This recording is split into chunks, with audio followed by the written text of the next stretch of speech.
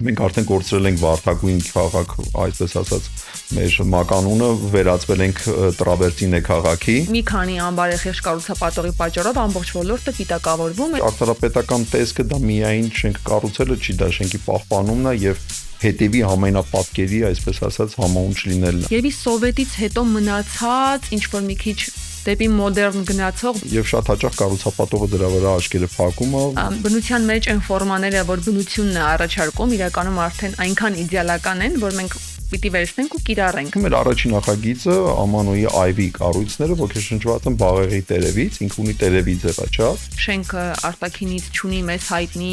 այդ կարծրատիպային ձևը, ուրեմն ներսում քառակուսի մետրերը ոչ ճիշտ են բաշխված։ Մաստեր պլանը նախագծի հատուկ այնպես է արվել, որովհետեւ այն հատվածում, որտեղ որ ապրում են մարդիկ, իրենք ոչ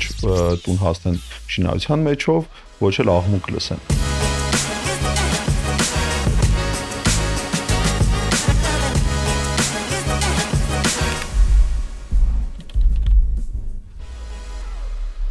Ողջույն բարեկամներ, դուք միացել եք Տունկաստին, սա Տունեքսպոյի պաշտոնական ոդկասթն է, որտեղ մենք խոսում ենք քաղաքաշինության ոլորտի նորություններից, տարբեր խնդիրներից եւ հյուրընկալում ենք փորձագետների, կառուցապատողների ու ծանոթանում ենք շուկայի իրական պատկերին ներսից։ Այսօր իմ հյուրը մեր շատ լավ հարազատ գործընկեր, գործարար կառուցապատող Ավետիս Խախամյանն է։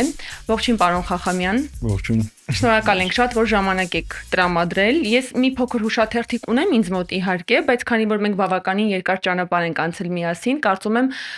այնքան շատ են հարցերը, որոնք պիտի քննարկենք ու նաև նորությունները, որ դուք ունեք, թե ոլորտի համար քաղաքաշինական, թե կառուցապատման մեջ առհասարակ, այս հուշաթերթիկը դժվար ինձ շատ պետք գա։ Մինչև կանցնենք այն հարցերին, որ ես նախապես պատրաստել եմ ձեզ համար, ուզում եմ մի բան հիշել, ուրեմն ամեն անգամ Տունեքսպոյի օրերին Երևի ամենաշատ մեկնաբանությունը, որ ես լսել եմ կամ թեկուզ իմ ընկեր ծանոթներն են ինձ եկել ասել, որ երազում են Ամանոյում տուն ունենալ, բայց այսպես անհաս երազանք է դա շատերի համար թվում ու ես ինքս էլ շատ եմ այս մեկնաբանությունը արել, որ երևի ամենաշատը կուզեի որևէ օր իմ որևէ տարիքում Ամանոյում բնակվել, խաղաղ, հանգիստ, այս աժոտաժից հեռու։ Ուզում եմ մինչև կանցնեմ այս հարցերին, հարցնել ինչպես են Ամանոյում գործերը, որովհետև Ամանոյում թերևս ամենահայտնին է ձեր նախագծերից մինչև այս պահը, չնայած նախագծերը գնալով շատանում են։ Ինչ կա չկա Ամանոյում, բնակիչները ինչպես են, բնակարան մնացել է, չի մնացել, հարազատաբար հետաքրքրվում եմ էլի Ամանոյով։ Շնորհակալ եմ բարձր գնահատականի համար։ Ասեմ, որ շատ լավ են բնակիչները, արդեն բնակվում են, ունենք ակտիվ վերանորոգող բնակիչներ, որոնք մոտ ժամանակներում արդեն կտեղափոխվեն։ Իսկ ուղղակի մի փոքրիկ ուղում անեմ, Ամանուն դա ընդհանուր մեր թաղամասն է, որտեղ ունենք տարբեր նախագծեր, բայց լոկացիան կոչվում է Ամանու։ Այսինքն եթե դուք ցանկանաս մեզ մոտ գույք գնես, այնուամենայնիվ գնելու ես Ամանոյում։ Շատ լավ, այսինքն վտանգ չկա, որ բնակարանները կվերջանան, որովհետև անընդհատ նոր նախագծեր են Ամանուի շրջանակում կյանքի կոչվում։ Ես այսօր նաև կուլիսներում լսեցի, որ նոր նախագիծ էլ ունեք Սարինից բացի, որի մասին պիտի հայտարարեք, բայց այդտեղ կհասնենք։ Երևի ամենակարևոր հարցը, որ պիտի հիմա ձեզ տամ, հաշվի առնելով նաև, որ դուք կառուցապատման ոլորտ մտել եք ավելի ուշ, այսինքն որպես գործարար բավականին տարբեր եւ բուռն ճանապարհներ եք անցել ամենատարբեր ոլորտներում եւ հետո այդ կարծես ամեն ինչի կուլմինացիան եկել ու հանգել է կառուցապատման ոլորտի մեջ ու մենք անգամ են էսթետիկ անգամ մոտեցումները, որ տեսնում ենք ձեր որպես կառուցապատող ձեռագրում, շատ տեսել ենք նաև մյուս բիզնեսների մեջ ու տեսնում ենք։ Բայց ինձ ամենաշատը հետաքրքիր է դուք ինչ կարծիք ունեք այսօր քաղաքաշինության մեջ կառուցապատողների ունեցած ներդրման մասով։ Նկատի ունեմ այսօր կառուցապատողները կարծես ավելի արագ են որոշում, թե ինչ տեսք պիտի ունենա քաղաքը կամ ինչպիսին պիտի լինի մեր ենթակառուցվածքները, քան օրինակ քաղաքաշինական ինչ-որ թույլտվություններ, օրենքներ կամ պետությունը։ Պետությունից առաջ է ընկած ոլորտը։ Ինչ եք կարծում, կառուցապատողները պատրաստ են այս պատասխանատվությանը եւ որն է ընդհանրապես կառուցապատողի իրական դերը քաղաքաշինության մեջ։ Շատ լավ, շնորհակալ եմ հարցի համար, բավական հետաքրքիր հարց բարձրացրեցիք, սակայն մի փոքր ուշացած, որովհետև ես կուզենայի, որ այդ հանգամանքը էսթետիկ տեսքի երաշխավորողը չլիներ կառուցապատողը, դա լիներ քաղաքաշինության կոմիտեն, քաղաքապետարանը, պետությունը եւ այն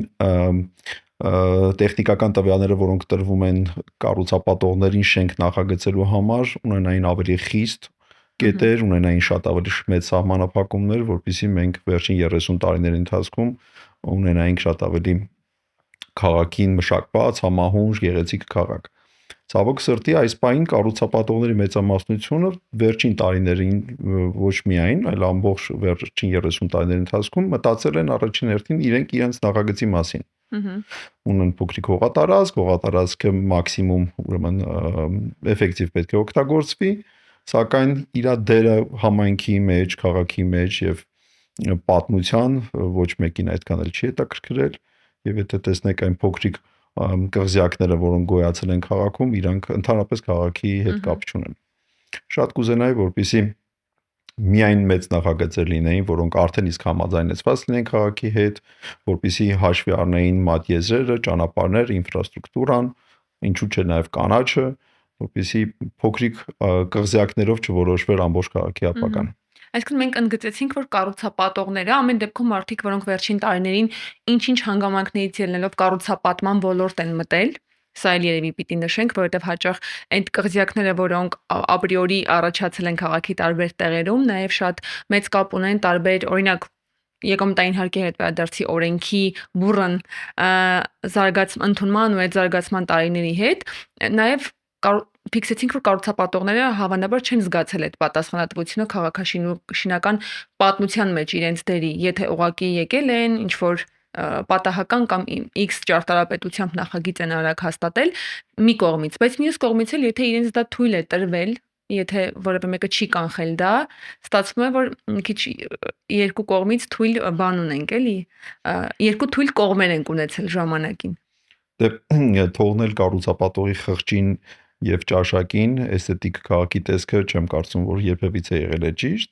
սակայն այնուամենայնիվ ունեցել ենք անցումային ժամանակաշրջաններ, անցումային քաղաքապետեր, համակարգեր, որոնք որ չեմ կարող ասել, որ միշտ են որ ճիշտ եղել։ Վերջին տարիներին փորձում ենք քաղաքապետարանը տեղյակեն, որ քաղաքաշինության կոմիտեի հետ փորձում է կանոնակարգել այս հատվածը եւ շենքի ճարտարապետական տեսքը դիտարկվում է նաև ընդհանուր համայնապատկերում։ Հետագայում դա ինչպիսի հետք է թողելու եւ արդեն գիտակցում ենք, որ դա պատմության մի ահավոր մեծ ժամանակաշրջան է ընդգրկելու եւ փորձում են միջանկյալ համաձայնության տեսքով կանոնակարգել այս խնդիրը։ Այսինքն ամեն դեպքում կանխատեսվում է, որ մենք ինչ որ տարիներ անց կունենանք ամեն դեպքում շենքեր ու շինություններ, որոնք մոտ կլինեն Երևանյան, երբ ասում ենք Երևանյան, ինչ է բոլորիս մտքում գալիս, հա, այդ ճարտարապետությանը, որովհետև ինչ որ հիմա ունենք արդեն կանգնած շենքեր, մի քիչ մոտ չեն այդ մեր իմացած կամ պատկերացրած Երևանյանին, ավելի երևի սովետից հետո մնացած ինչ որ մի քիչ դեպի մոդեռն գնացող, բայց ոչ իրական ժամանակակից, հա, մոդեռն ճարտարապետությանը բնորոշ շենքեր են։ Ամեն դեպքում լծվենք լավատեսությամբ ապագա շինությունների նկատմամբ ու կարծես թե կամաց եկանք իմ մյուս հարցին քաղաքաշինության մեջ արկա մոտեցումներին, որոնք գուցե խնդրային են ձեզ համար կամ մտածում եք, որ արժե որ վերանայվեն, թե մասնավորի, թե պետականի կողմից։ Բացի օրինակ ճարտարապետական լուծումների հետ կապված հարցերը կամ ընդհանուր ենթակառուցվածքների հետ չխորանալու եւ չհամատեղվելու հարցը հաճախ քաղաքաշինական նախագծի էլ ինչ խնդիրներ եք տեսնում քաղաքաշինական մոտեցումներում այսօր։ Գիտեք, ես կուզենայի նախորդ հարցին լրացում անեի, որպեսզի այսպես ասած հեշտ անցում անենք։ Ես կարծում եմ, որպեսզի քաղաքում պետք է պատմական ժամանակաշրջանը միշտ հստակ երևա։ Եթե մենք վերցնենք հզորագույն մայրաքաղաքները, այնուամենայնիվ դուք այնտեղ էլ կարող եք տեսնել տարբեր դարերում եւ անգամ դարաշրջանների տարբեր ժամանակաշրջանում գոյացած կառույցներ, որոնք ընդհանուր առմամբ միմյանց լրացնում են։ Լոնդոնում դու կարող ես տեսնել երկնաքերեր եւ միաժամանակ տեսնել 16-րդ, 17-րդ դարի կառույցներ։ Բայց դա այնքան համահունչ է միջավայրին եւ միմյանց այնքան հեշտ է լրացնում, որպեսզի դա չի թողում քաղաքը առանձնացնել։ Եվ երկրորդ հերթին տեղայնացումն է լինում, Փարիզի փոքր կենտրոնում չեն թողնի, որպեսզի մեկ մոդեռն նոր ժամանակակից կառույց վերանա, որովհետև քաղաքի տեսքը թելադրվում է տվյալ ժամանակաշրջանով եւ առանձնացնում են քաղաքի մի հատված, ասում են այս հատվածում դու կարող եք նոր մոդեռն 21-րդ դարյա Փարիզ ունենալ։ Ցավոք սրտի Երևանում մենք չունենք այդ ժամանակաշրջանները։ հստակ ու թաղամասերում ընդգծված։ Պետք է լիներ հին Երևանը, որը պետք է լիներ կենտրոն համայնքում, պետք է պահպանվեր անպայման Թամանյանյան նախագիծը եւ փոքր կենտրոնից դուրս պետք է լինեին միայն Թամանյան նախագծին համապատասխան կառույցներ, որոնք որ կգնային, կգոյանային եւ ժամանակը զարգացումը ցույց կտային։ Տեսեք, մենք ունենք Համալիր, ունենք Ռոսիայի կինոթատրոնը, որոնք նույն Թամանյանյան կենտրոնին լրացնում են գեղեցիկ կետերով, ոնց որ նաեւ հայտնի մեր Կուկուռուզնիկ շենքը, որը որ այլևս գոյություն չունի։ Դրա համար ոչ մեկ չի ասում, որ չպետք է գոյանան նոր կառույցներ քաղաքում, սակայն դրանք պետք է այնքան ճշգրիտ լինեն ճիշտ տեղում եւ ոչ միայն բիզնես նպատակներին ապահովող, այլ նաեւ քաղաքաշինության նորմաները, այսպես ասած, հստակ պահպանող։ Կարծում եմ, որ այդ էսթետիկ հատվածը մենք մի փոքր բաց ենք թողել եւ շատ կուզենայի, որ եթե հնարավոր լիներ վերականգնել, ինչու՞ չէ։ Եվ նաև հասարակության կողմից շատ կա այս մեկնաբանությունը հնչող, որ մենք հասարակական տարածքներ, օրինակ գրադարաններ կամ ժամանցային շենքեր, որ միայն ժամանցային ակտիվությունների համար են նախատեսված, գրեթե չունենք, կամ բիզնես կոմերցիոն տարածքներ են, կամ բնակելի շենքեր են, ի տարբերություն շատ այլ քաղաքների, եւ ձեր խոսքի մեջ, երբ որ դուք խոսում եք, ես հիշեցի, առաջին անգամ ես Միլանում եմ տեսել այդ երևույթը, երբ պատմական կենտրոնը ու քաղաքի սիրտը պահպանված է ամբողջությամբ, իսկ ինչ որ կառուցվում է նոր, առանձին էլի Միլանում, բայց մի քիչ կողք ընկած թաղամասում, առանձին այդ մոդեռն Միլանն է կառուցվում, ընդ որում շատ կանաչ ճարտարապետությամբ, երևում է, որ բոլոր նախագծերը շատ ժամանակակից են, բայց միևնույն ժամանակ պահպանված է Միլանի բնորոշ այդ պատշգամբներից կանաչների էֆեկտը, որ եւ հին շենքերի վրա կա եւ այդ մոդեռն ապակուց շենքերի վրա կա, ու օրինակ դուք խոսեցիք, ես առաջինը հիշեցի Միլանի օրինակը, բայց նույն կերպ կան downtown կոչվող այդ երևույթները, երբ կա հին քաղաքը, կա քաղաքի պատմական շերտը ու կան downtown-ները, մենք Մոսկվայում դա կարող ենք տեսնել, օրինակ նույն Մոսկվայի կենտրոնում մենք չենք տեսնի այդ հին պատմական շենքերի կողքին ինչ որ պատահական երկնաքերեր, բայց կա Մոսկվա City կոչվող, հա, այդ երևույթը կամ տարածքը, ռեգիոնը, որը լրիվ բաղկացած է երկնաքերից, այո, ցավոք մենք Երևանում կարծես թե այդ միտումը չենք ունեցել ենք չի պահպանվել, ինչ որ պահից մի բան սխալ է գնացել։ Իրականում զարգացած քաղաքներում կառուցապատողներին տրվում են նաև չափանիշներ տանիքի գույնի տեսքով, օգտագործվող ապակիների տեսքով, ոչ միայն հարկայնությունը եւ այսպես ասած կառույցի ծավալները, եւ շատ մեծ սահմանափակումների ցուցակ կա, որովհետեւ դու չես կարող օրինակ Ֆրանկֆուրտում օգտագործել ոսկեգույն ապակիներով մի այսպես ասած ապակի պրոֆիլներ, որովհետեւ դա քաղաքի վրա բավականին մեծ հետք է թողնում։ Ես կուզենայի, որպեսզի մոտեցումը նմանատիպ լիներ Երևանում, գոնե սկսեինք տանիքներից, սահմանափակեինք գույնային պալիտրա, որպեսզի որ մեր քաղաքում պետք է լիներ միայն այս տիպի գույների տանիքներ, օգտագործված քարի տեսքով։ Մենք արդեն կորցրել ենք վարդագույն քաղաք, այսպես ասած, մեր մականունը վերածվել ենք տրավերտինե քաղաքի, պետք է մենք կարողանանք հասկանանք մենք ապագայում ինչ գույն ենք ունենալու քաղաքին։ Դա կարծում եմ ամենաուժեղ կողմն էր, որը մենք ցավոք սրտի կորցրեցինք։ Այո, մեր խոսքերի մեջ է դա պահպանվում, բայց համայնապատկերում, նկարների կամ հոլովակների մեջ մեր քաղաքը արդեն ցույց տվող վաղուց այդ շերտը չունենք, իսկ շատ քաղաքների համար դա անգամ տուրիստական տարբերանշան է, օրինակ Չեխիան, ես հիշում եմ իմ մտքում այդ կղմինդրները կարմիր կամ չգիտեմ Դուբրովնիկը եւ նմանատիպ քաղաքները իմ աչքին միայն այդ կղմինդրների գույներով են հիշվում, իսկ Փարիզը ես հիշում եմ այդ սպիտակ պատուհաններով, որ ու պատուհանների ձևով ու գիտեմ որ ոչ մեկ իրավունք չունի այդ պատուհանները փոխել, անգամ եթե դու գնում ես այդ գույքը քոնն է, դու իրավունք չունես այդ հին պատուհանը անգամ փոխելու։ Չգիտեմ, գուցե ականջալուր լինեն մեզ համապատասխան մարմինները եւ նաեւ նման կարգավորումներ մտնի ժամանակին։ Ես ուզում եմ մենք մի քիչ գանք դեպի ձեր գործելավոճ կառուցապատման մեջ ու դուք շատ հաճախ եք խոսում բնությունից ու ձեր գործերով նաև ցույց եք տալիս բնությունից ոգեշնչված լինելու, ընդհանրապես մարդու եւ բնության իրական կապի մասին, որ բնության մեջ այն ֆորմաները, որ բնությունն է առաջարկում, իրականում արդեն այնքան իդեալական են, որ մենք պիտի վերցնենք ու կիրառենք։ Բայց ավտոմատ հարց է առաջանում ու կուզեմ, որ դուք ձեր օրինակով, հա, կիսվեք, ինչպես է ստացվում համատեղել բնության ֆորմաները, բնությունը ու իրական շենք-շինությունը, որտեղ մենք պիտի ապրենք, այսինքն էսթետիկան ու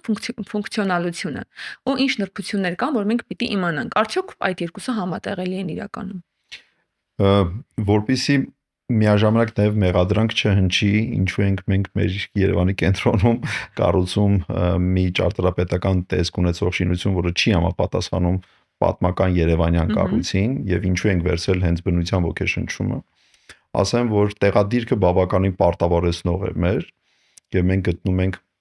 այսպես ասած, կենտրոնին շատ մոտ բլուրին, որտեղ որ շատ տեղերից մենք տեսանելի ենք։ Խոսքը Նորքի մասին է, Նորքի անտառների հատվածը։ Եվ նախկինում այս հատվածում եղել են անտառներ, համարվել է Երևանի թոքերը, այսպես ասած, 90-ականներին անտառները վերացել են եւ տրվել են կառուցապատողներին կառույցներ կառուցելու համար։ Կարծում եմ, որ շատ քիչ հանգամանքներ են հաշվի առնվել, որպեսզի այդ կանաչը վերականգնվի եւ կառուցվող շենքն էլ չլինի ճնշող քաղաքի համար։ Դու լինելով բարձրունքին, դու միշտ տեսանելի ես եւ մեծ ակնհայտ գեշ ֆորմաներով շենքերը միանշանակ լինելու էին վատ հետ քաղաքի համար։ Քարե կույտ, հա, այսպես։ Դրա համար բավականին պարտավորեցնող խնդիրը լուծելու համար վերցրեցինք ամենամինիմալ, ուրեմն ծավալը ընդգրկող շենքի մի ձևաչափ, որը կենտրոնից պետք է լինի գրեթե թափանցիկ, շրջապատված լինի կանաչով եւ երբ որ կենտրոնից մենք նայում ենք, տեսնենք միայն սիլուետները քաղաքի, կառույցի եւ ինքը ոչ մի ձևով չշնշի քաղաքին։ Դա քաղաքային համայնապատկերի հարցին։ Ինչ վերաբերվում է որպես կառույց եւ ներսին ընդհանուր օգտագործման տարածքների համար, ասեմ, որ կառույցը, որը ոգեշնչված է բնությունից, ունի բիոմիմետրիկ ճարտարապետական ուղղություն, որը որ ենթադրում է ոգեշնչված լինել որևէ բնական մարմնից։ Տվյալ դեպքում մեր առաջին նախագիծը Ամանոյի Այվի կառույցները ոգեշնչված են բաղեղի տերևից, ինքը ունի տերևի ձևաչափ, որտեղ հարմարավետ բնակարաններ նախագծելը բավականին մեծ մարտահրավեր էր։ Դուք չէիր կարող ունենալ ուղիղ պատեր եւ այնուամենայնիվ կյանքի եւ մեր սովոր բնակարանների կառուցվածքի համար շատ կարեւոր էին այնուամենայնիվ ունենալ ուղիղ պատեր եւ հարմարավետ նախագծեր։ Սակայն ասեմ, որ խնդիրը բավականին սիրուն ձևի մենք իրականացեցինք, այսօր այն բնակարանները, որտեղ արդեն իսկ ապրում են, դա ապացույց է, թե ինչքան գարմանիչնի է այդ ամեն ինչը արվել բնության եւ այսպես ասած բնականի ներսից եւ մենք սիրուն ձևով համատեղել ենք երկուսը բնականի կոմֆորտը, մարդու համար անհրաժեշտ բնակարանային այդպես բաժանումները եւ շենքի ճարտարապետական տեսքը։ Այսինքն էրգոնոմիկան չի տուժել այդ արտաքին տեսքից։ Ոչ, որովհետեւ մահճակալները տեղավորվում են, բոլորը ուղիղ պատերի վրա են, այո, ընդհանրապես բավականին հեշտ է նախագծվում բնակարանները, իրանք այն հատվածները, որտեղ պետք է կահույք տեղադրվի, իրանք ուղիղ են, իսկ անցումները ինչու՞ չէ կարող են նաեւ կլոր լինել։ Ասեմ, որ նմանատիպ ճարտարապետություն հիմնականում օգտագործվում է հասարակական տարածքներում, օրինակի համար ցուցասրահներում, գալերիաներում, թանգարաններում, ինչու՞ չէ նաեւ մեծ համազգասրահներում եւ շատ դժվար է դա իրականացնել բնակելի կառույցների համար։ Դրա համար նախագծերը այդքան շատ չեն նմանատիպ, հիմնականում բալկոնում մի փոքրիկ կանաչ են տեղադրում, ասում են մենք էլ ենք բնությունից ոգեշնչված, բայց դա լիովին այլ կառույց է։ Պարոն Խախամյան, երբ ես խոսում եմ այն մասին, որ կառուցապատողին այդքան ձեռնտու չէ կարծես այդ նոր ֆորմաները եւ այլն, նաեւ ձեռնտու չէ այն հարկայնությունը, որը դուք ունեք այս պահին, ձեր շենքերը ավելի ցածրահարկ շենքեր են, հետաքրքիր ինչով է դա պայմանավորված եւ արդյոք գնորդը այս ամեն ինչը նույնպես կարեւորում է, երբ ինքը պիտի ապրի ավելի այդպես կոմպակտ միջավայրում, քիչ մարդկանցով, դա այսօր չափանիշ է գնորդի համար։ Իրականում ասեմ, որ ցածրահարկ կառույցները դրանք այն փոքրիկ միջավայրի հնարավորություն ստեղծող կառույցներն են, որտեղ որ դու ունես քիչ հարևաններ, ընդհանուր օգտագործման տարածքներում մարդաշատ չի եւ այդ աղմուկից դուրս ես, կառույցը շատ ավելի շուտ է հանձնվում, վերանորոգումը շուտ են ավարտում եւ դու ապրում ես մի դասակարգի շենքում, որտեղ որ իրականում դա իրավունք ունի համարվել պրեմիում կամ դա այսպես ասած լյուքս, ինչպես նշեցիք։ Եթե կառույցը 50 հարկանի է, 40 հարկան է եւ դուք ունեք 400 հարևաններ, նմանատիպ պահանջարկը մեր շուկայի համար բավականին մեծ է եւ այնուամենայնիվ իրանք չեն կարող համարվել պրեմիում կամ լյուքս դասակարգի։ Ասեմ, որ Amanuyum այս պայծությամբ մենք ունենք IV նախագիծը 4 շենքերը, որոնք արդեն իսկ բնակեցված են։ Այնտեղ մենք 4-ից 6 հարկանի կառույց ունենք։ Սարի նախագիծը, որ կավարտենք մյուս տարի, ինքը 4-ից 7 հարկանի կառույց է, եւ երրորդ նախագիծը, որը մենք հուսամ այս տարվա վերջին կներկայացնենք մեր հաջորդ տուն էքսպոհին, ինքը ունենալու եւս 4-ից 6 հարկանի կառույց։ Եվ այս բոլոր նախագծերը իրար մոտ են, Մի տեղանքում են, նշենք, որ մի այդ նույն տեղանքում։ նորքի բարձունքն է, իրար կողք են եւ մի կարևոր հարց էլ տամ, քանի որ ես չգիտեմ դա ինչպես է կազմակերպում, այստեղ արդեն բնակվում են առաջին նախագծում, բայց երկրորդում դեռ շինարարություն է եւ երրորդն է սկսում։ Խանգարող հանգամանքներ չեն իրար։ Ընդհանրապես գեն պլանը, մաստեր պլանը նախագծի հատուկ այնպես է արվեց, որպեսզի այն հատվածում, որտեղ որ ապրում են մարդիկ, իրենք ոչ տուն հասնեն շինարարության մեջով, ոչ էլ աղմուկ լսեն։ Այսինքն մենք ունենք առանձնացված ճանապարհ, առանձնացված ճանապարհներ իրենց համար, իրանք գալիս են մտնում են տուն, անգամ եւ իրանք չեն տեսնում կողքի շինհրապարակները։ Եվ արդեն իսկ շենքերի հեռավորությունը իրանցից բավականին մեծ է եւ անգամ աղմուկը եւ շինհրապարակը ամեն դեպքում ի սկզբանե նախատեսված են եղել այդպես։ Երևի թե ամեն դեպքում կոմերցիոն տեսանկյունից կառուցապատողին այդքան ձեռնտու չէ շեղվել այդ մի քիչ քառակուսի, ես սիրում եմ ասել լուցկուտ ու փիշեցնող ֆորմաներից ու ավելի գնալ կլորավուն ֆորմաներ կամ ավելի բնության մեջ եղած ֆորմաները վերցնել ու փորձել ճիշտ կտրտել։ Ես գիտակցում եմ, որ դա ոչ մի կառուցապատողի համար այտենց շատ ցանկալի բան չէ, գլխացավանք է, բայց հաճելի է տեսնել, ես հիշում եմ, ես Amanuyum հենց դեռ առաջին նախագծում IV-ում եղել եմ բնակարաններից մեկում, որը հենց ջրվեժին էր նայում ու հիշում եմ այդ չեմ հիշում հյուրասենյակի հատվածներ, թե ինչ հատված էր, բայց այսպես կլորիկ էր ու տպավորություն էր, որ ես ոչ թե տանն եմ, այլ ինչ որ հյուրանոցում կարծես լինեի ու իմ առաջ բացվում էր հետո քաղաքի տեսարաններ երևում մի քիչ հետո ու լավ հիշում եմ, ես պատկերացնում էի, թե իմ կյանքի ինչքան տարբերվող կլինի, եթե ես ամեն օր արթնանամ նման հյուրասենյակում, որը քառակուսի չէ կամ չի գնում դեպի ուղակի քառակուսի պատշգամբ, այլ իմ առաջ բացվում է այդ կլոր ապակիները ու արդեն ջրվեժը, ծաղիկ եւ այլն ու քաղաքը, այդ իմ ամենալավ փորձառություններից մեկն է եղել շինհրապարակի առհասարակ, հեսա դրան էլ կգամ, բայց մենք լավ տեղ հասանք, ասացիք, որ արդեն շատերը տեղավորվել են իրենց զգույքու ամեն բան լավ է, պատերը ուղիղ են, չնայած որ արտաքինից ֆորման ոչ սովորական է շենքի։ Ինչ կասեք, ինչպես է մեր օրերում արդեն հատկապես պրեմիում ու լյուքս դասի գույքերի նախընտրողների, պարագայում փոխվել գնորդի հոգեբանությունը, գուցե վարքագիծը, գուցե ճաշակն ու առաջնահերթությունները, ինչպես կարող ենք մեկնաբանել ժամանակակից գնորդին ձեր սեգմենտում, պրեմիում ու լյուքս դասի։ Որպեսզի մի փոքր ավելի հստակ ընդգծեմ, ցանկանում համեմատել հագուստի հետ։ Կան ապրանքանիշներ, որոնք որ այսպես ասած mass market-ի համար են նախատեսված, դրանք ունեն կոնկրետ չափսեր, արտադրվում են այսպես ասած կոլեկցիաներով եւ դու կարող ես գնալ ձեռք բերել խանութից գրեթե ինչ որ չափով չափսերը համապատասխանում են քո մարմնի այսպես ասած կառուցվածքին։ Պրեմիում եւ լյուքս կարգի հագուստի ձևաչափը մի փոքր այլ է։ Դու կարող ես գնել եւ իրան կարող է նաեւ հարմարացնել քո համար։ Եվ կա այլ ավելի լյուքս դասակարգ, երբ որ հատուկ քո համար դա կարվում է։ Դու ընտրում ես համապատասխան ապրանքանիշ, գալիս է դերձակը, վերցնում է չափերը եւ քո համար կոստյում կամ զգեստը քո համար այսպես ասած հատուկ կարում են։ Ցավոք սրտի մենք մինչ օրս Երևանում խառնում ենք այս դասակարգերը եւ պրեմիում են համարվում անգամ այն գույքերը, որոնք որ նախատեսված են բոլորի համար նույն ընթացակարգով, դու չես կարող անտեղ ոչինչ փոխել, դա ունի ձեր ասած լուսկուտ ու կառուցվածքը եւ այնտեղ ցանկացած փոփոխություն գրեթե անհնար է, որովհետեւ դա ի սկզբանե այդպես է նախատեսված։ Երբ որ դու ուզում ես նախագծես քո համար առանձնատուն, դու այդտեղ բավականին ազատ ես, դու ոնց ուզես կարող ես քո այսպես ասած տեղ պայմանները թելադրել ճարտարապետին եւ ինքը կառաջարկի քո համար լավագույն նախագծի տարբերակը։ Ըստ մեզ եւ ըստ բավականին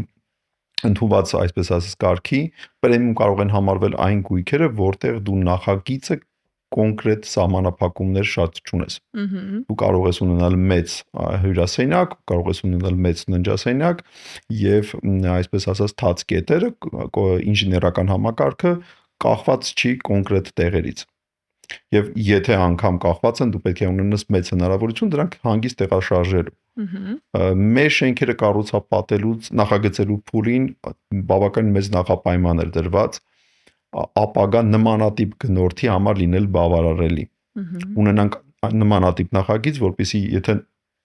իր առօրյայում ինքը հիմնականում մեծ հյուրասենյակ է սիրում, ուրեմն այնտեղ չպետք է լինեն այդ սյուները, չպետք է լինեն այդ պատերը, ինքը պետք է կարողանա հանգիստ նախագծի բավական մեծ հյուրասենյակ կամ ընդհակառակը ննջարանին տրվի առավելություն։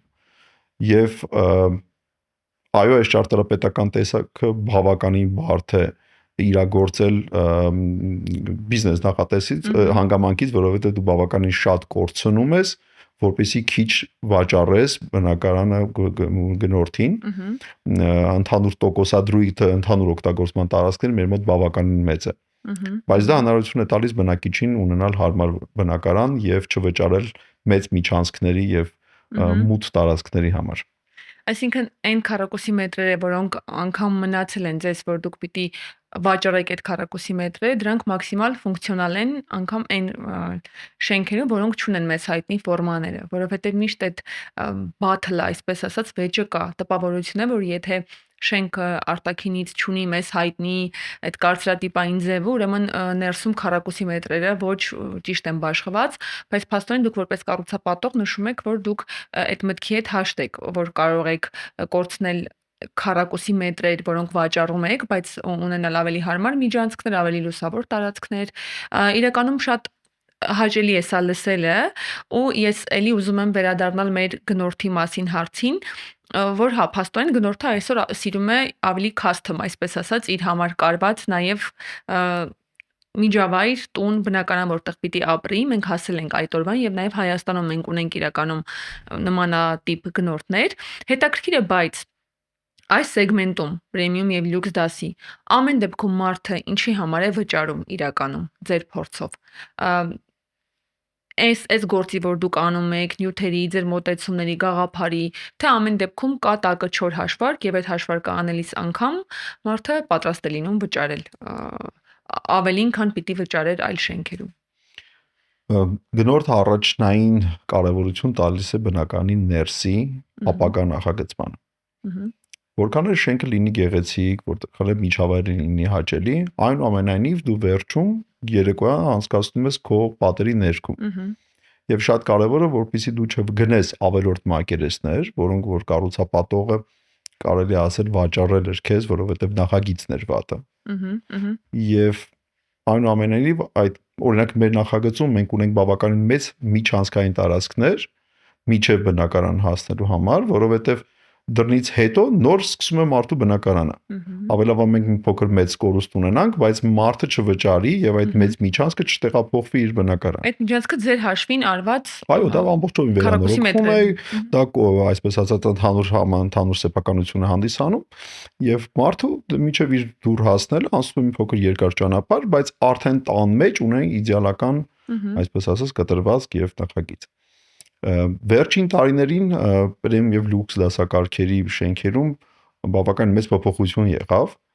Առաջին հերթին որակական պահանջները արտերկրից տեղափոխվեցին ներս եւ մարդիկ սկսեցին համեմատել նյութերը, որոնք օգտագործում են շինությունը կառուցելիս, ջերմափոխանակման աստիճանը, ձայնամեկուսացման ցուցանիշները, պատոհանների որակը, ապակիները, կարող եմ ասել արդեն գնորդը բավականին պահանջող է, բավականին սկսել է արդեն բավականին լավ հասկանալ կառույցի տեխնիկական տվյալներից, որոնք որ գրեթե միշտ չի որ իր դաշտում են, անգամ գնելիս գալիս են ճարտարապետների հետ, ապագա դիզայներների հետ եւ նրանք են նաեւ այսպես ասած խորհրդատվություն ապահովում։ Դա մեր գործը բավականին հեշտացնում է, որովհետև մի բանա դու զրուցում ես, այսպես ասած, որակական չափանիշները հասկացող մարդու հետ, մի բան է, որ դու զրուցում ես տանկնոջ հետ, որը որ իր համար լրիվ ուրիշ չափանիշներ են կարևոր։ Ասեմ, որ երկրորդ փոփոխությունը դա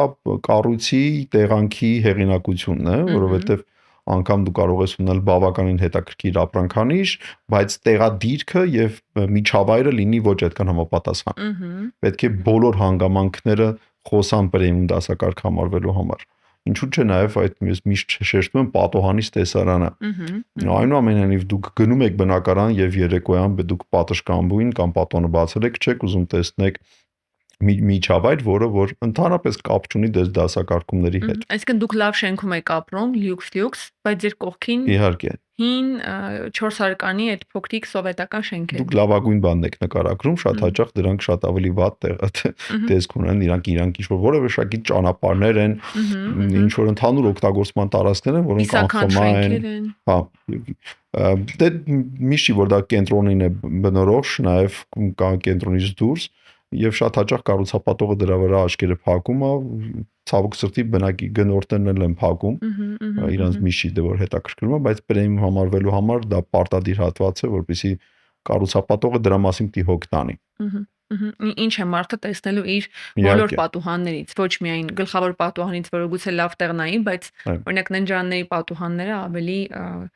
հետաքրքիր, բայց ոչ բարվոք տեղ։ Այո, դուք խոսում եք, ես հիշում եի մտքի մեջ, թե ես ինքս քանի նման շենքի շինհրապարակում եմ եղել, որը ապագայում լավ բան է լինելու, բայց իր կողքերը դեռ չեն մխիթարանք չեն ունենալու դեռ ապագայում ամեն դեպքում եւ հոգատություն չի լինելու։ Ու քանի որ հասանք շինհրապարակներից ես խոսեցի, ես հիշում եմ չեմ հիշում 2 տարի առաջ էր, թե 3, երբ ես եկել էի Ամանու էլի նկարահանման ձեզ հետ, ու եկել եմ իմ օպերատորի հետ, ես ձեր շինհրապարակում կանգնած եմ, զանգել է օպերատորս, ասում եմ, դե շինհրապարակում եմ, արի, ինքն էլ մոտ է արդեն ինձ, դեռ չի տեսել, ասում եմ, բայց ինչ շինհրապարակ, այստեղ ջրվեժ է, ծառեր են, ճեմուղին գեղեցիկ է, այդ փոքրիկ խճաքարերով սարքած էր, ասում եմ, ես այսպեսի տեղում եմ, այդ շինհրապարակը որտեղ է, ոչ շինարարության ձայն է գալիս, ոչ տեսք կա շինհրապարակի, դա ասում, հա, ճիշտ տեղում ես, այդտեղ ես, ու այդպես երկու քայլից իրար գտանք, ու ձեր շինհրապարակը, թե ես, թե Համլետը, թե շատ-շատերս, ովքեր որ եղել են, մեր ոլորտի մարդիկ, օրինակ ենք բերում մեր մյուս կառուցապատող ընկերների համար, ընդհանրապես այլ մարդկանց համար, որ շինհրապարակը կարող է ունենալ նաև նման տեսք։ Ձեր բծախնդրությունն է պատճառը, որ ձեր շինհրապարակները չունեն շինհրապարակի տեսք, թե կան ինչ-որ ստանդարտներ, որոնց դուք հետևում եք ու կարող եք նաև կիսվել մեր մյուս գործընկեր կառուցապատողների համար ու գուցե իրենց մոտ էլ ստացվի հասնել շինհրապարակի այդ մակարդակին, որ շինհրապարակը չես զգում որպես շինհրապարակ։ Դուք երբևիցե նկատել եք, որ գնում եք տեխսպասարկման կենտրոն եւ տեսնում եք գեղեցիկ հագնված մարդիկ, գործիքները մաքուր, սիրուն դասավորված են, այդ տեխնիկական սեյնակը բավականին բարվոք վիճակում է, յուղ չի թափած հատակին, եւ դու միշտ մտածում ես, որ եթե իրանք խնամել են իրենց տարածքը նմանատիպ, ապա իրանք նաեւ շատ խնամքով կվերաբերվեն քո մեքենային։ Մեկ էլ կան հակառակը մտածող մարդիկ, որ երևի գործ չեն անում։ Այդ երկու ծայրահեղությունը կա։ Եթե մենք վերցնենք բժիշկներին, իրանց մոտ էլ, չէ, այսպես ասած, բոլոր գործիքները ստերիլացված են, սիրուն շարված են, որովհետև դրանք կոնկրետ խնդիր լուծելու համար են։ Ես շինհրապարակը միշտ համեմատել եմ նմանատիպ աշխատելավոճի հետ։ Եթե կառուցապատողը ներողություն է արտահայտության համար փնթի է, ապա նա նաև անորակ կառուցի։ Եթե կառուցապատողը հետևողական չի շինարարի հանդիպ այս նորմերի հանդեպ, ապա նաև ներողություն չի հաշվի առնի նաև շենքի կառույցի որակը։ Բայց դժվար չէ իր առօրյա, հա, եթե առօրյա խոսենք, հիմա շատերը մեզ կլսեն, գուցե շատ կառուցապատողներ ասեն, դե հեշտ է պատկերացնել, բայց այդ շինարարության թողոբոհի մեջ հազիվ շինարարներին ճարել ենք, այդ բանվորներին գտել ենք ինչ-որ տեղերից, մի հատ էլ ստիպել, որ իրենք բացի գործ անելուց համել իրենց հետևից հավաք պահեն, կարքին խնամքով այս շինհրապարակը, մտածում եմ շատերը մտածում են այդ անհնար է, ովքեր չեն եղել ձեր շինհրապարակում ու գուցե մտածեն ես ավելորդ բաներ եմ խոսում, բայց դուք նկարած կլինեք ձեր շինհրապարակները, հաստատ ձեր էջերում էլ կարող են տեսնել, մենք էլ ենք նկարել ժամանակին։ Ինչպես է ստացվում, լավ։ Ամեն դեպքում ինչ եք անում, պատժում եք, եթե չպահեն կարգը, ինչպես եք մոտիվացնում, որ թիմը այդ նորմերին իրականում հետևի այդ շինարարության մեջ, որտեվ զուգահեռ նաև աշխատանք է տարվում կողքը շինարարական։ Այնուամենայնիվ մեկը իրանք հրավիրված են մեր դրսի, այսպես ասած, նիստուկաց ունեցող աշխատակիցներն են, որոնք մուտք են գալիս դարպասից ներս եւ առաջին հերթին իրանք ծանոթանում են մեր այսպես ասած ներքին օրենքներին, թե ինչ չի կարելի անել։ Դե մի քանի անգամ պատժվում են օրենքը խախտելու համար, հետո հասկանում են, որ չէ, պետք է միջավայրը նաև պետք է մաքուր պահել։ Առաջին աղբ նետողը դա իհարկե շինարարն է։ Բանվորը, ինժեները կարևոր չի։ Եթե կա այնտեղ աղբ հավաքելու համար աղբաման, դե մի անգամ զգուշացնում ես, երկրորդ անգամ պարզապես կարելի է մի անգամից հեռացնել մարդուն, որովհետև եթե մենք հոգ ենք տալել աղբամանը տեղադրել ենք եւ դու չես նկատում, նետում ես կամ արհամարում ես, ապա դու քո որակի մեջ ես նմանատիպ լինելու։ Այդ փոքրիկ հանգամանքը երաշխավորում է, որ ինքը կարողանա մեզ մոտ աշխատի, թե չէ։ Շատ հարցեր լինում են, որ դա փակվում են այդ աշխատանքները եւ ուրիշները չեն կարող վերահսկել։ Մաքուր շինարարը այնուամենայնիվ փակվող բետոնի տակ մաքուր է պահում, իսկ եթե մարդու բնավորության մեջ չկա այդ հանգամանքը, մեկը դու չգիտես պատի մեջ ինքը ինչ շերք թողնի։ Դրա համար սա մեր համար նաև ֆիլտրման համակարգ է աշխատակազմ ձևավորելու, նաև օպտելը, վիրավորելը, վեճերը նմանատիպ հարցեր 4 տարի է մենք երբևիցե նմանատիպ խնդիր չենք ունեցել։ Այդ ջրվեժի ձայնն է միայն։ Այս պայծրությամբ օրինակ մարդիկ բնակվում են եւ մենք ունենք վերանորոգման սահմանափակումներ ժամերի, կարող են վերանորոգել միայն ժամը 11-ից մինչև ժամը 6-ը, բայց անգամ ցերեկվա ժամին եթե շատ աղմկալի աշխատանք են կատարում, կոնսիերջը զանգում է բնակարան, ասում է ներողություն ենք խնդրում, այս ժամին աղմուկ ենք անելու, եթե դուք բնակարանում չեք լինելու, կարող ենք տեղափոխել ձեզ հարմար ժամի։ Դա անվճար հաճույք է, պարզապես դու պետք է ցույց տաս, որ դու հոգ ես տանում են մարդու հանդեպ, ովքեր որ արդեն իսկ բնակվում են։ Շատ հաճելի է նորից այս ամեն ինչը լսելը, բայց կրկնակի հաճելի կլիներ, եթե մենք ավելի շատ կառուցապատողների մոտ այս դիրքորոշումը տեսնենք, որովհետև ինչու եմ սա ասում։ Ես այս վերջերս դարձել եմ կառուցապատողների իրավաբանը, կարծես ամեն տեղ, ինձ կանչում են տարբեր տեղեր եւ սկսում են փնովել կառուցապատողներին, քանի որ գիտեք, մի քանի անբարեխիղճ կառուցապատողի պատճառով ամբողջ ոլորտը պիտակավորվում է եւ մարդ ամաչում է անգամ ասել, որ ինքը կառուցապատող է, որովհետև կառուցապատողը ինչ որ պահի անգամ վիրավորանքի հավասար բաներ, լավ է, հիմա մի քիչ վիճակը բարվոք է, ու ես անընդհատ մարդկանց պատմում եմ, թե ինչ դժվար բան է լինել բարեխիղճ կառուցապատող, ինչքան ռիսկ է դա,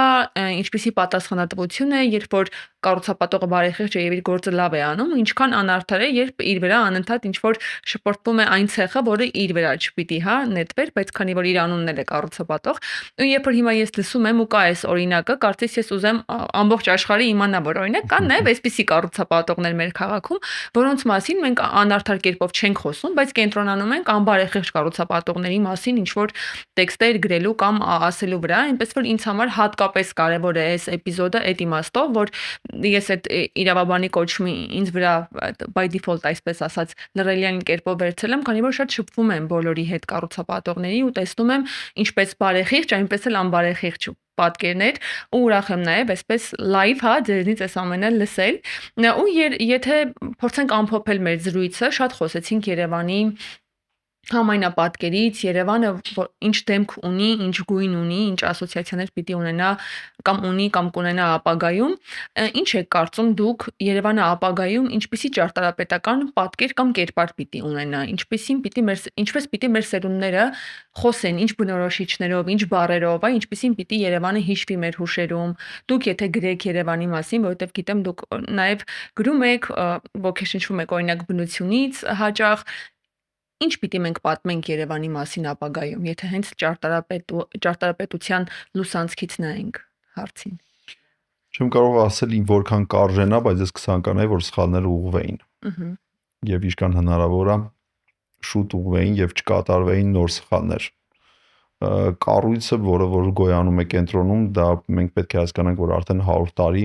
մենք իրան մոտենալ չենք կարող։ Սակայն մենք ունենք հիմա կառույցներ, որոնք որ պետք է փոխարինվեն, ես կուզենամ, որ փոխարինվեն խղճով, համապատասխան եւ այդ ագահությունը կառուցապատման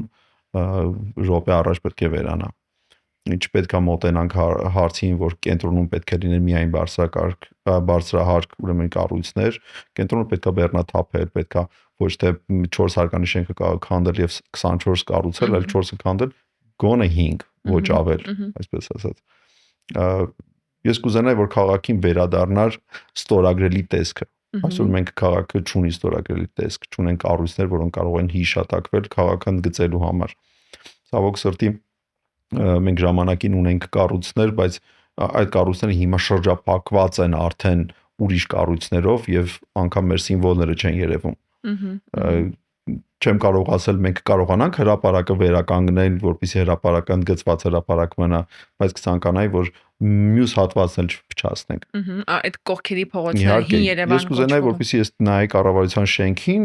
հետին մասում տեսնեի կանաչ գոտի, այլ ոչ թե նոր կառույցներ, որոնք որ սկսում են խանգարել կառույցի ճիշտ ընկալումը, կամ կինոռասիան, համալիրը, նմանատիպ կառույցները պետք է ստորագրելի լինեին եւ թողնեին, որպեսզի քաղաքը ճիշտ զարգանար։ Որ մի պոստքարտի վրա կոպիտ ասած, հենց Իհարկե։ ինքը ճիշտ պատկերվի։ Եթե մենք հիմա ասում ենք Սիդնեյ, մենք գիտենք, որ շենքն ենք վերելու։ Եթե մենք ասում ենք Լոնդոն, գիտենք, որ շենքն է մեր մտքում։ Իսկ եթե որ ասում ենք Երևան, ցավոք սրտի, հիմա ես չգիտեմ դա որ շենքն է։ Կասկադի կլորակները, շենքել երևի։ Դետալ եք ասում, բայց պետք է օրինակ Էֆելյան աշտարակը դա հետք է քաղաքում, որը որ այդ ժամանակաշրջանում բավականին դեմ են եղել։ Թերևս օպերան միակ կառույցը, որ եթե օպերային հիմա նայեք, կտեսնեք ինչքան վրան անտենաներ ա դրված եւ ինչ, այսպես ասած, միջավայրը ինչ է։ Մենք օպերային ինչով ենք տեսնում։ Ես չեմ կարծում, որ Փարիզի օպերային թույլ կտային, որ դիմացը լիներ այդ աղբը, ոնց որ հիմա մեր օպերայի շրջակայքում կա։ Այնուամենայնիվ ճարտարապետական տեսքը դա միայն շենք կառուցելը չի, դա շենքի պահպանումն է եւ հետևի ամենապատկերի, այսպես ասած, համահունչ լինելն է։ Հուսամ ունենք կառավարություն, ունենք քաղաքապետարան, որը որ վերջին տարիներին ուշադրության տակ են պահում, բայց դա այլ ավելի շատ է պետք խստացնել եւ չգնանք ագահության կառուցապատողներին չտրվի ծավալներ, ուղղակի լինեն շատ խիստ պայմաններ։ Թող ոչ բավականին շատ կառուցապատող ունենք, դա բավականին պետք է մաղվեն։ Ես ունեմ կառուցապատող ընկերներ, որոնք ասում են մենք հաջորդ էլ չենք սարքելու շենք։ Այո, նոր տենդենս։ Դա նշանակում է, որ իսկ ինչու եք սկսել։ Եթե դու չես սկսել մի բան, որը որ դու տարիներ շարունակելու, ապա դա քոնը չի։ Դա պետք գումար աշխատելու համար, տենց ժամանակավոր մուտք գործեցինք շուկա, չհասկանալով որ բավական մեծ հետք են թողնում քաղաքի վրա։ Գուցե դարերի հետք, որովհետև այդ առաջացած անկամ եկամտաբերությունն է իրան շատ ցածր լինում, որովհետև սխալ հաշվարկներով, սխալ շենք են կառուցում, հիմա տենց մի ձև փորձում են ավարտեն, որպեսզի հետո դուրս գան ու ասեն, «Վсё, մենք էլ չենք սարքելու», բայց այնուամենայնիվ դա մնում է մեզ որպես ժառանգություն։ Դե էլ չենք խոսում, որ այդ ժամկետների խախտումները կամ կիսատ մնացած շինարարությունները ինչպես են ազդում թե գլոբալ ոլորտի վրա ու երևի բոլոր խաղացողների վրա ոլորտում ու նաև դե քաղաքի բնակիչների ենթակառուցվածքների վրա ու հենց այստեղ է որ ինչու են հաճախ օրինակ ինձ կանչում ու սկսում բողոքել կառուցապատողներից, որովհետև կան այդ դեպքերը, երբ մարդիկ մտել են ոլորտ, բայց դա իրենց ոլորտը չէ, այնտեղ իրենք ոչ էնտուզիաստ են, ոչ նորամուծություններ բերող են, ոչ ստեղծագործում են եւ հաշվարկն էլ թարցի պես սխալ են արել, գոնե հաշվարկը ճիշտ անեին, մի բան արդարացված լիներ, ու այդ կիսատ պրատ գործերի պատճառով ամբողջ ոլորտը ունի այդ պիտակը կասկածելի, չարդարացված լինելու եւ այլն, ու հուսանք իրականում, որ նաեւ վերջին փոփոխությունները գուցե նաև պետություն ունենա նոր կարգավորումներ, ամեն դեպքում դեպի մարզեր է կարծես թե զարգացման վեկտորը գնում ու Երևանը պիտի որ բեռնաթափվի։ Մարզերն կփչացնեն։ Հա, հուսանք գոնե փորձենք չփչացնել մարզերը։ Այ հիմա եթե ականջալու լինենք համել ձեր տեսլականին խորհուրդներին, հենց մարզերում կարելի է հիմքը ճիշտ դնել, եթե դեռ չենք ուշացել, որովհետև մարզերում եւս մի շարք շինթույլտվություններ արդեն կան, նախագծեր կան տարբեր քաղաքային, որ պիտի կյանքի կոչվեն, հատկապես մոտ մարզերում ակտիվ շինարարություններ են ընթանում Արմավիր, Արարատ, հա, Կոտայքի մարզերում։ Հուսանք, որ ականջալուր կլինեն մեզ համապատասխան պատկերացնենք Տուն Էքսպոն 2030 թվականին բաժանվել է մարզերի, սա Դիլիջանն է, սա Ծաղկաձորն է, սա Երևանն է, որտեղ մոտ են իրար, բոլոր նախագծերը մի հունի մեջ են, մի ամենապատկերի մեջ են եւ մասնակցում են խոշոր կառուցապատողները, որտեղ որ համայնքի մի ամբողջ հատված իրենց պատասխանատվության ներքո է, ովքեր արդեն իսկ նախատեսել են մեծ ճանապարհներ, կանաչ գոտիներ։ Եվ ոչ թե կունենանք 200 հատ մասնակից Տուն Էքսպոին, այլ կունենանք շատ խոշոր 30-ը, որոնք ամբողջ շուկան կփորձեն գրագետ վերականգնել եւ բանանալ։ A to Z կլինեն պատասխանատու, ի վերջո մեզնից չեն գա մեր այցելուները, հետո պահանջի ինչ որ տարբեր բաներ, դա նույնպես մեր երազանքն է եւ հուսանք, որ ովքեր որ ոլորտում այս կամ այն կերպ ներկա են, գործ են անում, կառուցապատող են կամ զբաղվում են օրինակ մեզ նման ցուցահանդեսների կազմակերպմամբ կամ որևէ գործունեությամբ, այդ թվում եւ մեր պետական պատկան մարմինները բոլոր կառույցներով հանդերձ կկարողանան բոլոր նորմերով, թե խղճի, թե մտքի եւ թե բարոյական նորմերը հաշվի առած բացի քաղաքաշինական նորմերը, մեր երկիրը շատ ավելի լավ տեղում դնել ճարտարապետական ու քաղաքաշինական իմաստով, որովհետեւ ամեն դեպքում օրվա վերջում մենք գրեթե բոլոր երկրները հիշում ենք, սիրում ենք, որոշում ենք տոմսեր գնալ այդ երկրներ, որովհետեւ առաջինը հիշում ենք, թե ինչ տեսք ունեն դրանք կամ որ կառույցներն են, որ մեր երազանքի լիստում են ու ուզում ենք անպայման այդ կառույցի մոտ մի սելֆի կամ մի նկար ունենալ կամ այդ կառույցի ներսում հայտնվել։ Շնորհակալ եմ շատ, պարոն Խախամյան, շատ հետաքրքիր զրույցի համար։ Եթե կար մի բան, որ ես չհարցրի կամ ձեր մտքին եկավ մեր զրույցի արդյունքում կամ գուցե ուղերձ մեր լսարանին ունեք, կարող եք հանդես գալ։ Պարզապես կցանկանամ, որպեսզի գնորդները նաև լինեն թելադրող որակի համար։ Պահանջատել լինեն։ Իհարկե, պետք է գնորդները ավելի զարգանան, ավելի պահանջող լինեն եւ բոլոր հանգամանքներում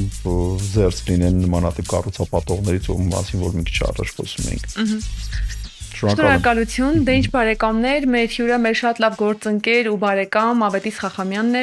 գործարար կառուցապատող։ Շնորհակալ եմ, եթե դիտել եք մինչև այս պահ, մոռանաք բաժանորդագրվել մեր ալիքին, սեղմել զանգակի կոճակը, որպեսզի բաց չթողնեք մեր հետագա էպիզոդները ու իհարկե շնորհակալ ենք, որ մեր համայնքի մաս եք կազմում։ Լավ եղեք։